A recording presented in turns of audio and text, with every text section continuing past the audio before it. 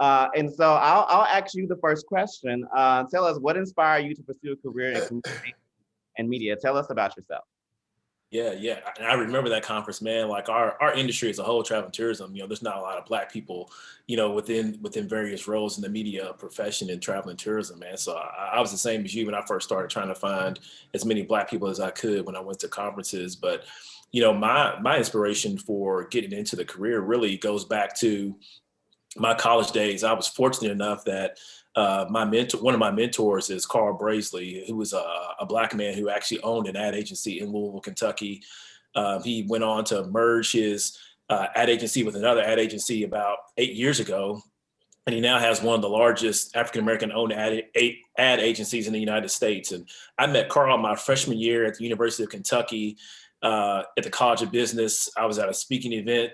He was there, and I actually connected with him. And that's when I first learned about what marketing really was and what communications really was, and started talking to him about all the cool things he was doing as an ad agency. And I thought that was cool. And, so when I graduated and started working, I kind of stayed in touch with him, trying to find my way into the media space. And, I'm also a huge hip hop guy, which I love hip hop. And I started learning more and more about the guys behind the scenes of hip hop, like who helped create the brands of the greatest rappers, who helped create the record labels, so guys like Kevin Liles, Steve Stout, Damon John, and those kind of guys right now. And so those kind of guys inspired me in this communications field, and they can continue to inspire me along my career journey. Okay. Lovely. Okay, and we'll take it over to Ken. Tell us what inspired you to pursue a career in communications in the media industry. Well, I mean, I got in on the news side of things originally. So what inspired me is, journalism, which is a little different than it is today for a lot of reasons. But I was inspired by, watching some of the changes that I saw growing up. I'm a little older than most. So I was able to witness as a kid, the effect that, the newscasters putting the civil rights movement on the air had across the country, and the effect that coverage of the Vietnam War had across the country, and the way it was able to, show people what was going on and influence thinking. And I decided I wanted to be a part of that. So then got into news and went around from there. So originally, I was into, I got in as a journalist, and still probably am a journalist at heart. Okay. All right. And then I'll go over to who's popping up next on my screen. Brian Malone, tell us about your career pursuit and what led you to communications and media. I assume Dietrich Malone may have something to do with it, but a small part. Thanks, Milton. But no, my path was different than some. I initially wanted to be an entertainment lawyer, but while in college, I worked a few physical jobs like UPS and U-Haul until the opportunity came to help the family business out, with social media. So I was given the opportunity to serve as social media coordinator for the Mid-South Fair. I believe it was 2012. And after that success that I had with that situation, I was offered a role on a team to work for CMG as the social media coordinator. From there, I worked through roles as associate account executive, and before I left to join TVA, I was an account supervisor. So long story short, I fell in love with the industry. It's the versatility that comes with it. One day you're writing a news release for Moneybag Yo, and the next day you're creating marketing strategies for the Memphis airport. I mean, it's very versatile. But to answer your question directly, there are various reasons that media has distorted or misrepresented the reality of the Black male. And these misrepresentations tend to have real world consequences for all of us in this area. So I took it as a personal challenge to kind of combat that narrative. So that's why I got into the industry. Okay. All right. Yeah. And last but not least, Chip Washington, tell us about your career. And I believe I owe you an interview with my CEO that I never got for you, I believe. Well, I got him, but we'll talk about that later. Okay. But tell us about your career in communications and media. How you got there? Well, first of all, again, thank you for even considering me and allowing me to be a part of this very esteemed panel today. And this is a very important topic that you're talking about. I sort of like Ken, I always had an interest in broadcast news and media relations. When I'm a Los Angeles, California native originally, and I worked, as a runner at a television. I mean, at a film studio, 20th Century Fox. I ended up doing some internships at the local news stations out there, KTTV, Channel 11 and Channel 5. And, you just get the bug, and, literally through the progression of my career in on many different levels. And it's interesting because on this panel, I have worked, not maybe directly with, but in the same family with Ken in terms of news and news broadcasting. I've also worked for Memphis Light, Gas, and Water. So there's a TVA sort of a, connection there as well. And, and now getting into, the communications for the public health department and for, just government in and of itself. I have always thought that, and Jennifer and I talk a lot, and I've always said that versatility is important as you continue to work your way up the ladder of whatever area it is that you are trying to get into, in particular communications.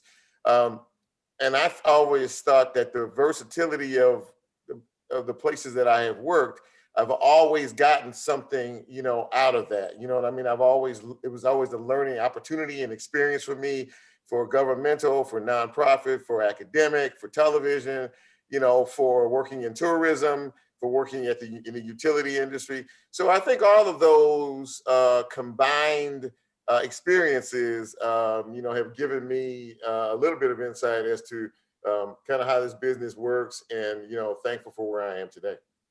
Okay. And so I'll ask this question, and I'll let any of you gentlemen jump in. Why do you believe that there are so few African-American men in the communications and media industry? I'll let anybody jump in on that one. Well, I mean, I think to start with, it has to do with a lack of role models and people who can mentor at the top of the respective food chains. I think, honestly, in the years that I have been in the business, I see that changing. Is it where it needs to be? It certainly is far from where it needs to be, but I do see it getting a little better. When I started in news management and I first became a news director, literally there were fewer than 10 of us across the entire country. And I see those numbers have completely grown now. But it was hard. I couldn't find a lot of mentors. I had like 3 guys across the country, one in Baltimore and one in Philly, that I could call if I needed any help or any advice, because there just weren't that many of us. So it was very hard to find a way in without, some mentors and some people who could help guide the way, or even, make me think that this was a welcoming business for us, because it sure didn't look that way from the outside looking in. Thank you. And just to piggyback off of what Ken said about mentors and people helping you out, I think one of the biggest problems that we have faced just as a race of people is the fact that when we are fortunate enough to get in various positions of leadership, or where we can help to pull folks up, a lot of times we don't do that. I think that the reach back, the teach back, reach back theory that I sort of live by is, for a long time, went by the wayside. A lot of folks just didn't want to help. They just didn't want to help you. You were in a position, you say, hey man, congratulations on being XYZ or wherever you are.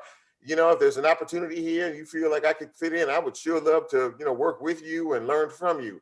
And a lot of opportunities like that were sort of left like, oh, okay, we'll do it. And then, you hear nothing, you hear nothing afterwards. So I think a lot of this is inclusionary, but I also think that a lot of it, has to do with us really thinking to ourselves, if I help this young Black man to get into this position, is he going to take my position? What's going to happen when that happens? If he gets here, and they like him better than they like me, that's a very real issue. It has been in the past. And I mean, I think even in some circumstances today it is as well, which I think limits the basket of professionals. I mean, it has gotten a lot better. It really has. But this still has a long way to go. And I think that's why we're having this discussion today. Okay. Yeah, I was, when I think about, I was thinking about like communications and media, and it's like the skills that you need to be successful. There's some basic skills like being able to talk, being able to listen, and being able to express yourselves.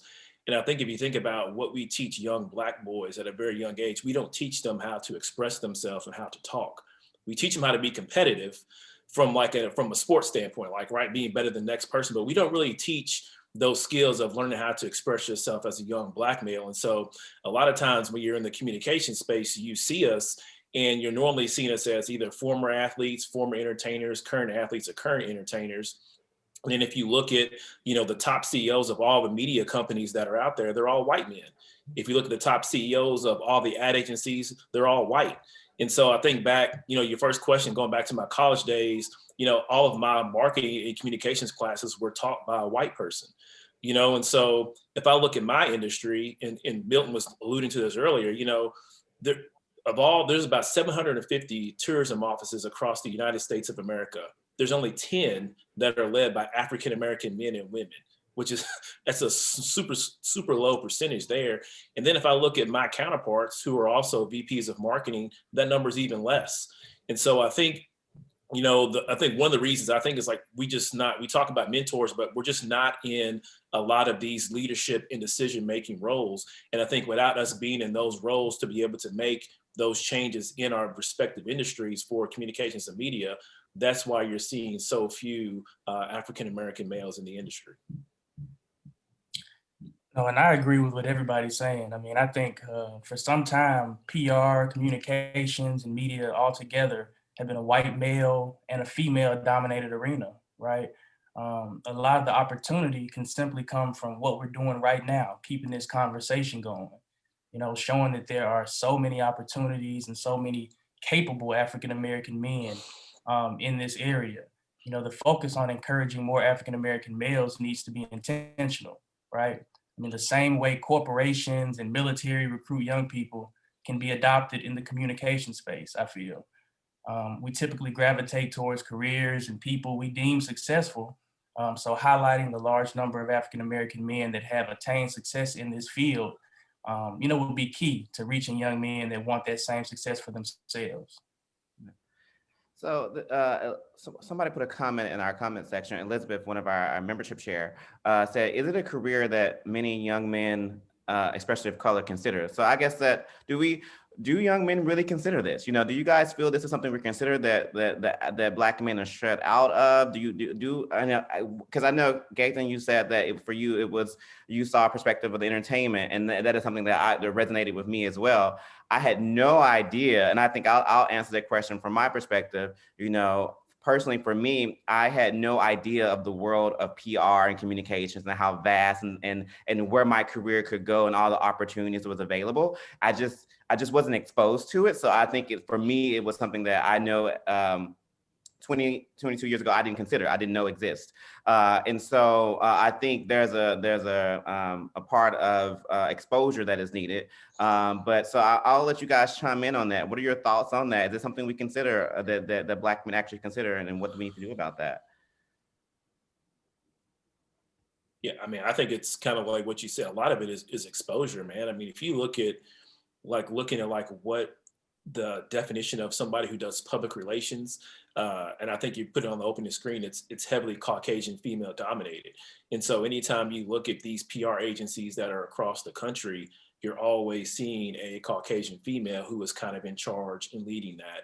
And you're not seeing the Miltons of the world who can do the exact same thing.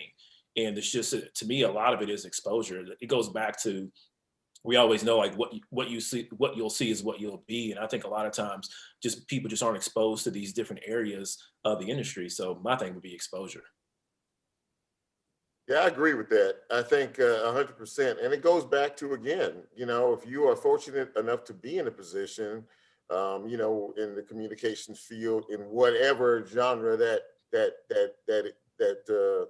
goes to, I think that, you know, you ought to make yourself, as a black male, you're a black man, you ought to make yourself very accessible to those who want opportunities, to those who want chances, to those who want to have a conversation. I mean, I learned a long time ago that when you leave here, you should leave something behind.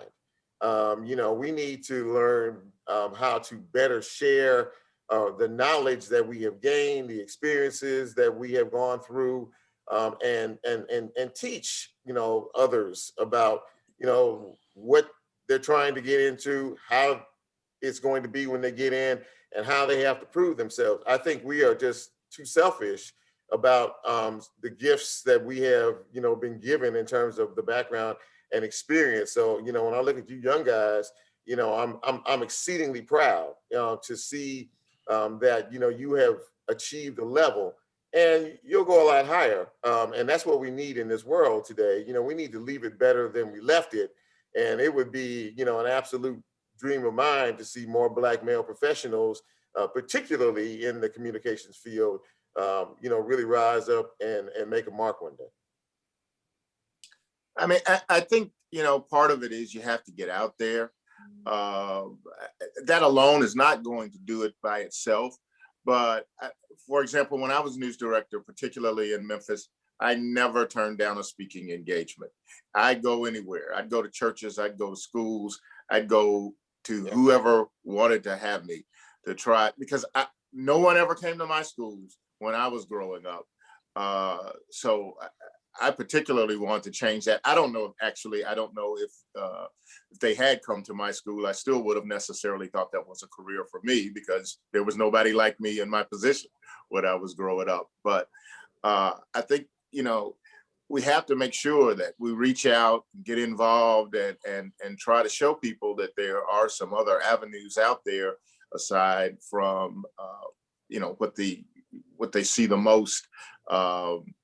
And they just don't see a lot of PR or behind the scenes media opportunities. So it's incumbent upon us to get out there and try to show as many as we can.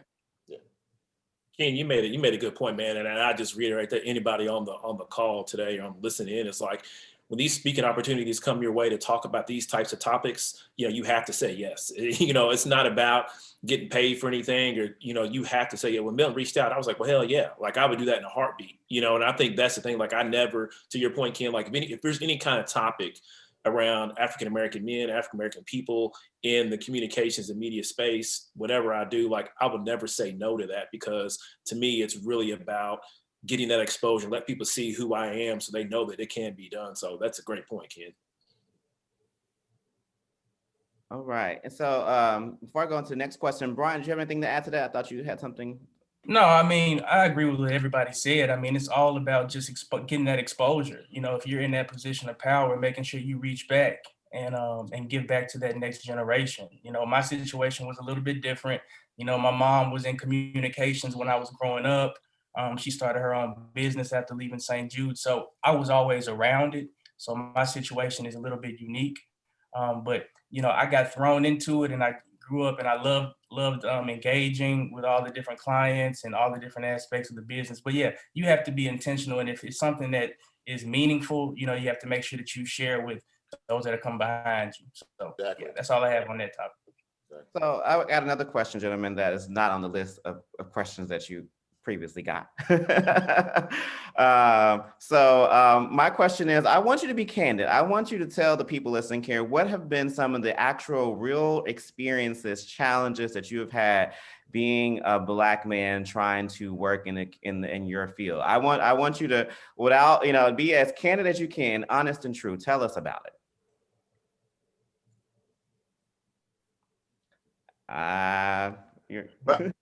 First, but Uh, I mean, I think one of the certainly, you know, being the only person of color in the room when something comes up, you know, you get that everybody. If there's a story that involves an African American, when I was in the newsroom, everybody, all the faces would turn to me. And that was okay because I wanted to be able to represent. And that was why I was there. But you know, you get that. And I guess the other thing, the thing that bothered me the most is that you know, people somehow thought that because of what I had done, that I was the exception rather than the rule. I don't think I did anything that anybody else couldn't have done, but there was a thought that, you know, I must have been some exceptional person. And I won't say the first thing that popped into my mind, but in order to achieve what I had, I'll never forget at one point, I was talking to a colleague of mine when we were both vice presidents in the television business. He happened to be the vice president of marketing, and I was the vice president of news. And we were talking about our backgrounds, and he said, well, you know, what did your, I was telling him how, you know, my father was a custodian and how, you know, he spent his time, you know, cleaning schools and cleaning classrooms. And he literally laughed at me. And I said, you know, what's so funny? And he said, no, seriously, what was your father? And I said, my father was a custodian. And he said, oh, he literally said, I always just assumed that your father was like a professor at an HBCU or something. And I said, no, my father was a custodian. And he said, oh, okay, well, I'm sorry if that offended you. There was this perception that I must have been in some way super exceptional to be on a par with him, as opposed to just being able to be on a par with him. I identify with that myself. I spent my child. People say how long I've been working. I've been working since I was 7. My father had a cleaning business, worked 2 jobs. By day, he worked at a nursing home. By night, he had a cleaning business, and I did my homework, and I would go work for him to clean every night. And so hosting webinars and Zoom stuff to me is easy. Everything PR is easy. When you're cleaning toilets and have to do your homework still in the same evening, it creates a different experience. But I will say, Ken, I've had that same experience. When you find yourself in the room where somebody thinks that you've made some type of accomplishment, that your parents or something exceptional happened in your background to make you, to elevate you to that position. And it's like, no, I've had a working background and I worked to get here. Nothing miraculously, no stars fell from the sky for this opportunity. There are tons of thousands of people like me who, given the opportunity, could do the job that I'm doing. And so, yeah, I definitely identify with you, with your story there. Anyone else? Yeah, I was going to say, you know, one of the things that's always kind of just being candid is like, the one thing I don't like is that I feel like being the only African American in my office is, you know, being the gatekeeper of all things Black, and it's like I have to know it all, and I also have to know what's going on in white culture as well, right? And the thing that really bothers me is, as you know, white people who have majority cultures, when they don't understand anything that comes from the Black culture, like I'm always the resource, like I'm the encyclopedia. I'm like, no, you can Google that yourself, or you can learn that yourself, you know, because as Black people, we're taught we have to code switch. We have to be Black enough to be hanging out with the Black people, but we have to not be too Black to where the white people actually think we're cool enough to be in a room with them the same way. You know what I'm saying? And white people haven't had to deal with the idea of code switching. And so we have to deal with that. And so that's always been a huge issue for me. And it goes back to, I think of all the things that we've done in tourism. And, you know, when I was working in Louisville, Kentucky at the tourism office in Louisville, you know, there's a big festival called Abbey Road on the River, which celebrates all things the Beatles. And it's the Beatles culture.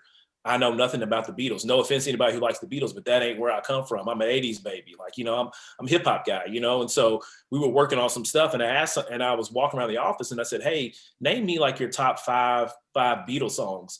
And, you know, the white people who were on my team looked at me like I was crazy, and they kind of made fun of me. Is like, why don't you know the Beatles? You know, and I took offense to that. So then I went back to them. I said, well, name me 5 New Edition songs.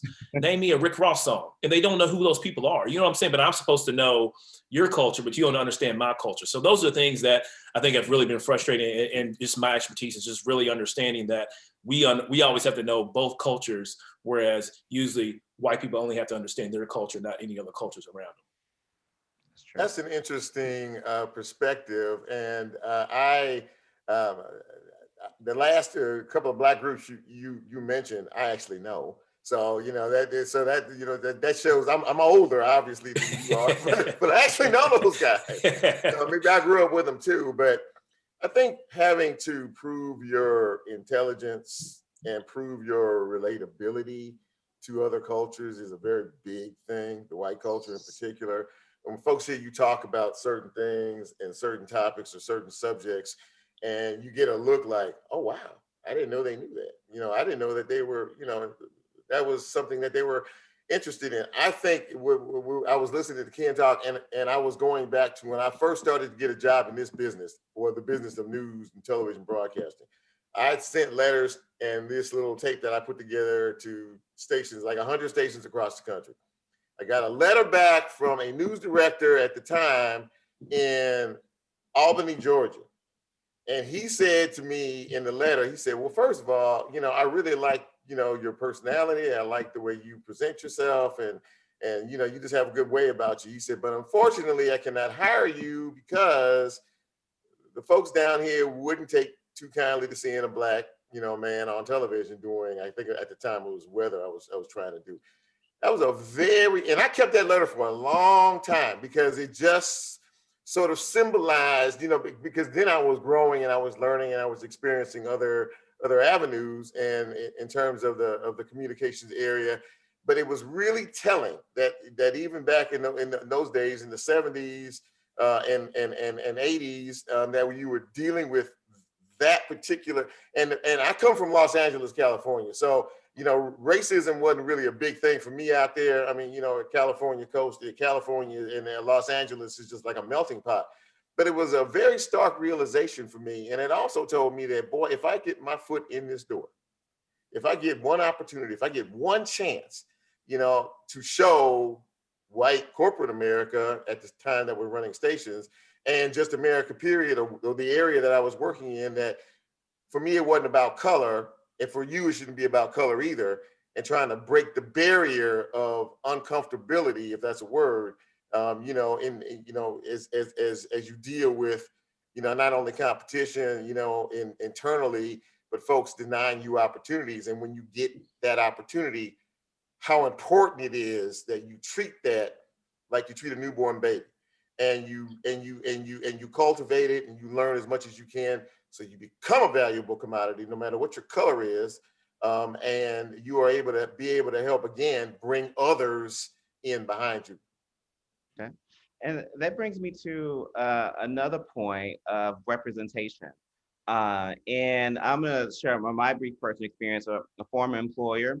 Representation, you know, I grew my hair out because it was thinning. So to hide it, the hair I have now is purposely to hide the slight thinning that I'm experiencing in my 30s. And so so I grew my hair out, and my employer at that time didn't understand. They thought I was going through something because I decided to grow my hair out. I thought it was like, are you trying to be new or hip or something, Milton? And I was like, no, it's just that if I let my hair grow as it naturally does with a natural curl, it grows in this style. And so then he comes to me maybe a week later, and he says, Milton, I get your hairstyle now. I saw a basketball player last night on TV with that same haircut. And I go, so it was uncomfortable. I didn't know if it was a compliment. I mean, obviously he was trying to find some understanding of my hairstyle, but it goes back to me. I think of representation. He doesn't understand that I can be a professional individual with my hair length the way that it is, because my hair grew to the same height that his did. It's just that mine have a different texture to it. And so, he didn't understand that. And so, so in terms of representation, I would say, have you guys felt any need to change how you present yourself, or how you present yourself because of how you're going to be perceived by your counterparts, your bosses, or the media? And so, Chip, obviously, your experience, you shared that. So, outside of that, what are some other experiences you guys may have experienced in that way?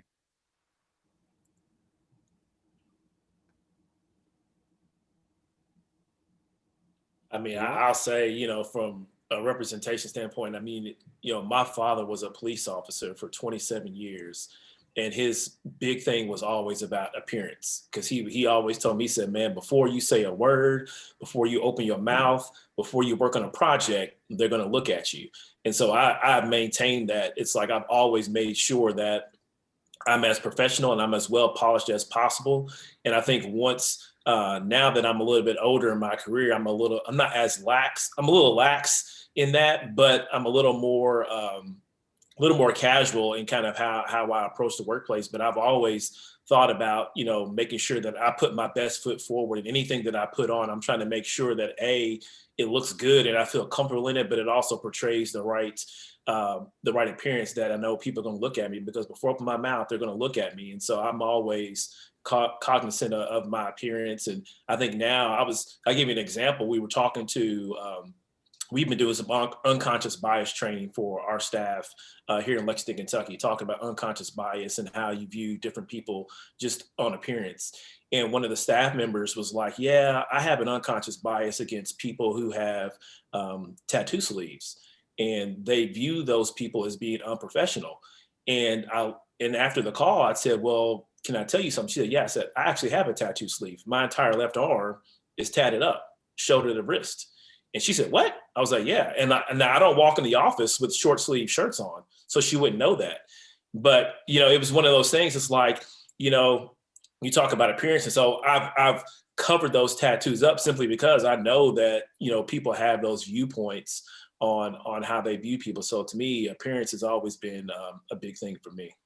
And I'm going to give your coworker points on that for even knowing that she had an unconscious bias. Recognizing it, because if you can recognize, right, do better. So I'll give her points for being step in the right direction on that. That's very important to even recognize it. I think we all have to do that regardless of race. We're going to move to the next question. So what does representation mean to you as African-American men in the communications and media industry? What does that mean to you? To me, I guess it means, I'm sorry. To me, it just means always understanding how you represent yourself to other people.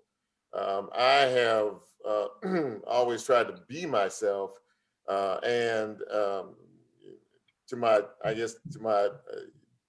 positive and maybe detriment every now and again, depending on my mood. But I think that really how you are as a person is how somebody is going to receive you, I think. And I think that that's very important. My mother used to always tell me,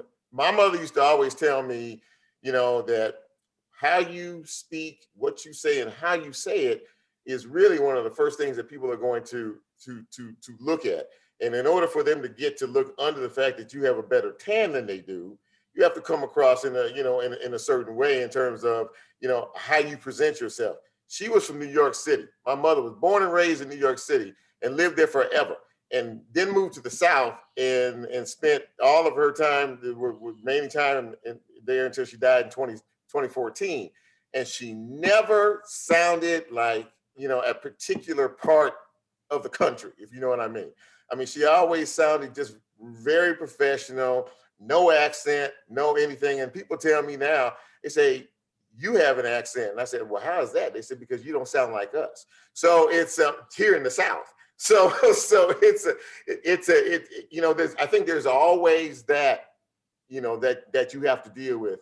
I mean, Milton in his position, Gathan, Ken, and Brian, you have to represent yourself in a certain way, because unfortunately, they do see this color, but when you open your mouth and they hear you talk, and they hear a certain level, that tends to sort of melt away. Anybody agree with that? I don't know.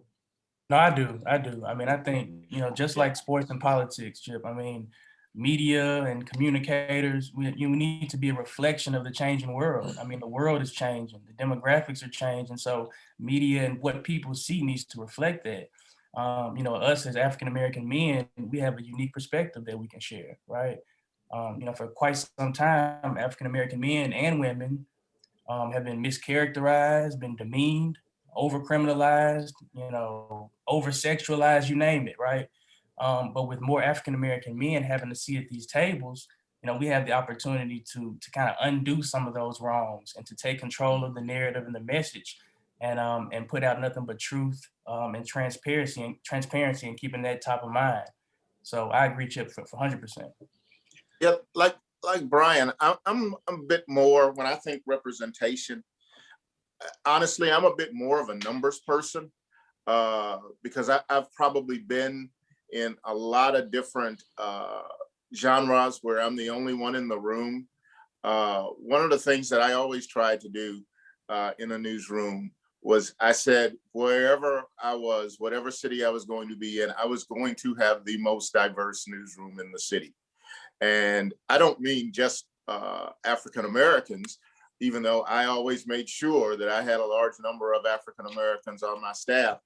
I mean, people of Asian descent and Latinx. And I think if you're truly going to cover a community, or to make it more in the public relations world, relate to a community, that's very hard to do if the people aren't in the room.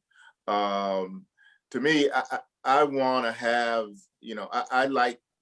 I always have fought for diverse staffs. I've always been against places where I used to go to places. I went to one place in Cincinnati where they told me they couldn't find any African-American producers. That's why there were no African-American producers on staff, because we couldn't find any. And then I went out and I hired 3 in a row, just like that, because I could find them.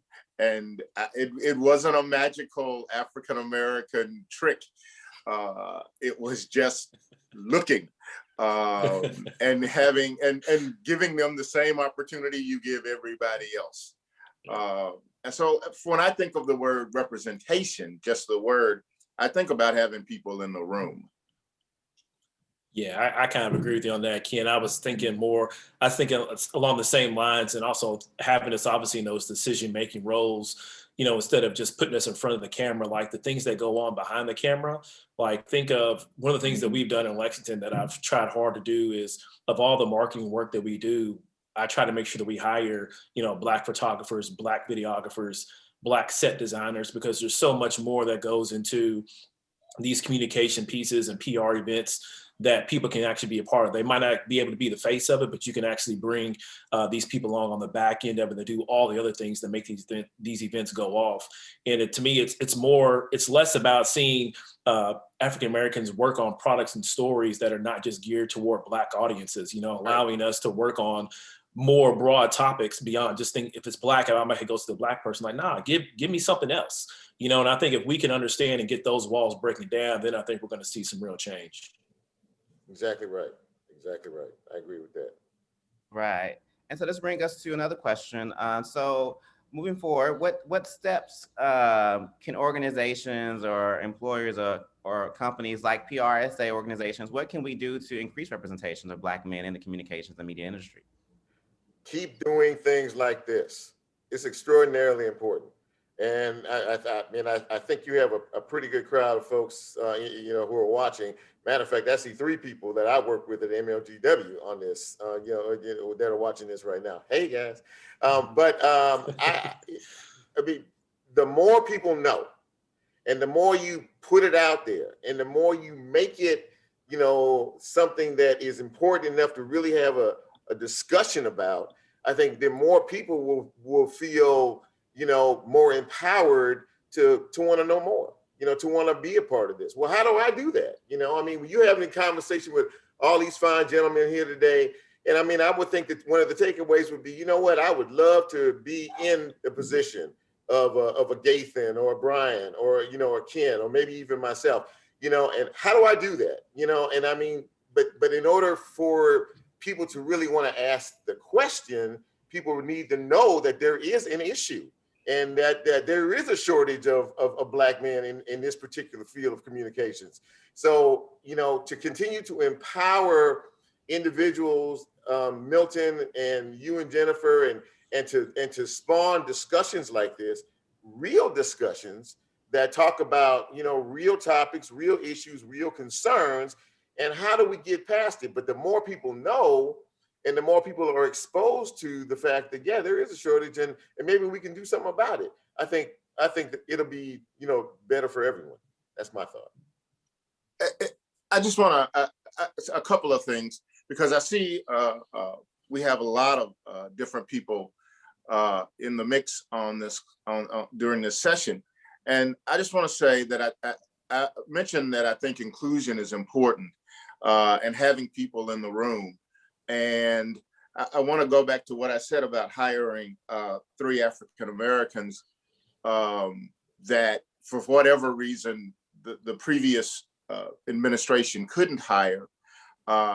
It was no secret how to find people. It was not that difficult.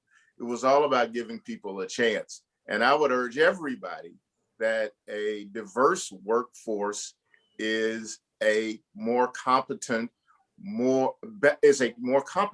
better, stronger workforce. You don't have to wait for the next African American manager to come in to hire African Americans. Do all you can, the entire group, to diversify your workspaces and include people in. I think that's going to make your workplace a stronger, better workplace. You don't just have to wait, and go out and find people and you know, actively search them out and tell them, this is something that you can do. And this is what I do. And this is, it's not some secret. This is what I do for a living. And you can do this too.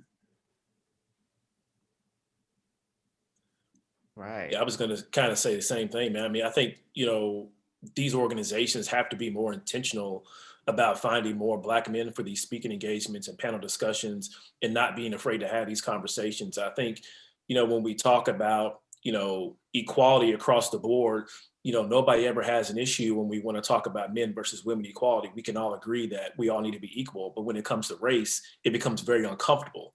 And I think people have to learn to be uncomfortable in order to move this situation forward, and realize, like Chip said, there's a problem and we need to address this problem. And so I think being intentional about seeking out, you know, more Bryans, more Chips, more Kens, more Miltons of the world for these opportunities to showcase what's going on. But I think also organizations can also create, you know, some insulated networking opportunities just for Black men as a whole, just so they can kind of get to know one another amongst themselves. I think that could be a good opportunity. And then also, you know, there's always, we talked earlier about networking and mentorships. So always creating those types of opportunities for, you know, college students, high school students, or whatever may be, for the path to connecting with African Americans in leadership roles. I agree. I mean, I think continuing these conversations like we're having right now is key. You know, the first way to move the needle is to begin the conversation, right? I mean, and the next step is to amplify it. You know, get that megaphone out and stand on the stage and scream it. You know, as I mentioned before, we have to be intentional about it. On this panel and throughout Memphis, we have an abundance of successful African Americans that would love to mentor the next generation. So, you know, it's all about organizing and connecting so that we can make that happen.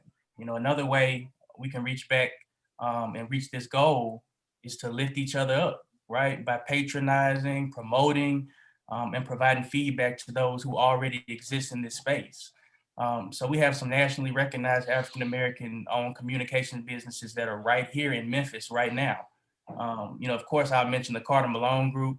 We have KQ Communications, Trust Marketing, Peak PR, 3i Design, Redmond Design, and then my guy Ronnie started Fernvy, which specializes in aerial drone coverage. I mean, these are companies started by Black people, African Americans. So we have to be each other's biggest cheerleaders. We have to, you know, be each other's street team, because if it doesn't come from us, then where will it come from? We have to take the personal, you know, out of being professional. I mean, a lot of times, you know, these conversations and certain things don't happen because of, you know, personal issues that we have amongst each other, you know, as a race of people, be it men or women. There's pettiness, there's jealousy, you know, there is, you know, always trying to tear down instead of build up. I have a radio show in this town, and I don't know how I have no idea how it's doing. I imagine one or two people listen, but the bottom line to it is that I want to be a representative factor. And I had somebody tell me one time, she said, "Yeah, I heard your show, and it's a really, really, really good show." And it was almost like, well, what makes it a really, really, really good show? Is it because of, you know what I mean? It's like you try to figure out where the you know, where the impetus is coming from, exactly how you make that comment. And, you know, I want to be representative of everybody, no more so than my people.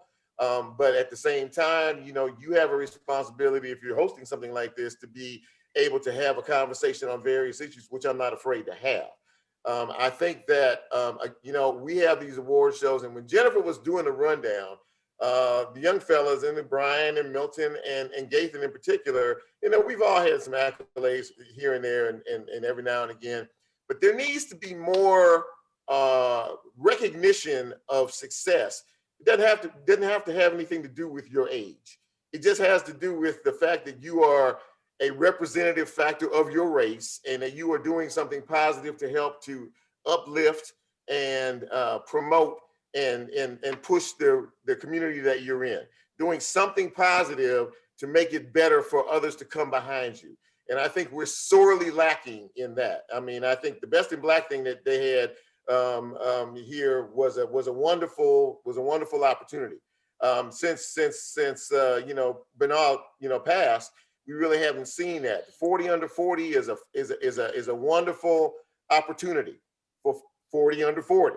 I mean, these are our young leaders. You know, the 2, 3 I see up here are young leaders, and I expect them to just, by leaps and bounds, make Memphis a better place. But we need to have more of these type of things, because what happens is that starts to build more momentum, and it also starts to make people feel like, hey, you know what, if I get into this, and if I work hard, you know, maybe I'll have an opportunity to be involved in a situation like this. And by the way, as a last closing note, Ken and Milton and anybody who's listening, I'm always open for speaking engagements. So am I. Thank you, Jobe. So, you know, I will say one though from PRSA guys, our PRSA, one thing that we feel that we can do, that we're hoping to do this year, is implement a strategic mentorship program. Our membership chair, Elizabeth and Jennifer, our president-elect, and some others, we're going to gather, and that's one of the things that I feel is important for us to do, to make sure that we have some type of mentorship programs. Because I know, particularly when I thought about the communications and media industry, I really didn't know who to go, who to talk to, or where to go, or what to do. I had no idea where to start. And so I think we're going to have some intentional programs and reaching out to the schools here and our colleges here, and just making sure that the youth in Memphis are exposed to the field of communications and media. So if anybody's looking to be a mentor, please just reach out to PRSA, and we'll send you some information once we have it. We really do need your support. Also, those organizations that Chip just mentioned, the Best in Black, and the Cynthia Daniels 40 under 40. Those are organizations that the individuals in this room, if you are in a position to sponsor any of those events, that's something that I encourage you to do, and support those and elevate those organizations and give them the sponsorship to elevate those organizations, so that the Black youth that watch those organizations can see the representation in the media. And so it's important that we support those organizations, because, you know, if it wasn't for Barnell Smith giving me, allowing me to write for the Tri-State Defender about 12 years ago, it was the same actually writing sample I used to get the job I have with Memphis Tourism. And so, so and it was from years back, but I was coming from Bass Pro Shops and coming to a main tourism role in PR. And so I had to pull back my journalism skills. And if it wasn't for Barnell giving me the opportunity, and may he rest in peace, he was an amazing individual in the communication industry, in media industry here. And I credit my career to Barnell reaching out to me as a college student and giving me opportunity. And that's what we can do is by mentoring and working out. And that's what Barnell did for me. And that's what I'm hoping that we all on this call can do for others in the community. We're gonna, let's see, I think we have one question here I saw. Let's see. What was the question here? Have you noticed some things you like to see young Black men in the field do better when it comes to networking and communicating with one another? And I'll leave that's the last question.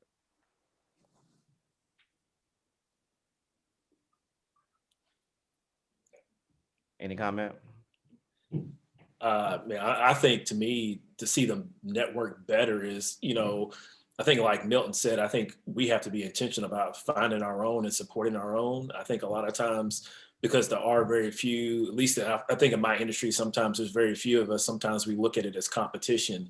And I think we have to stop thinking about it as competition and think about it as cooperation. Absolutely. And really think about like, how can I help this? How can I help this brother? You know what I'm saying? And so for me, that's my thing, is really about looking and seeking out people to network better in terms of not necessarily trying to be better, but what can I bring to you that can help you do your job better? Yeah. All right. Not personal, but professional. That really is what it's all about. We have to get out of that mindset that we're still locked in, and we have to. And you can't reach back too far. I mean, high school or even younger to be able to give yourself an opportunity for people to see and learn. I think that's crucial as well, because you don't want to get to the point where you need somebody and there literally is no one. Get people started on a path early. Tell them, expose them early so they know what's there. Right. Well, thank you, gentlemen, for spending your time with us today. I'm pretty sure we'll be inviting you gentlemen out in the future, as we would love to continue webinars like this. And thank you, Jennifer, our president-elect, for creating this panel. And I'll turn it over to you now, Jennifer. Thank you all so much. And thank you all to our panelists. And thank you for attending our program. I'm going to do a quick closeout. Let's see here. Please mark your calendars for Friday, February 26th at 1 p.m. We will be having Sharing the Journey, which is, of course, hosted by our very own Milton. And he will be speaking with Ursula Madden, who is the Chief Communications Officer for the City of Memphis.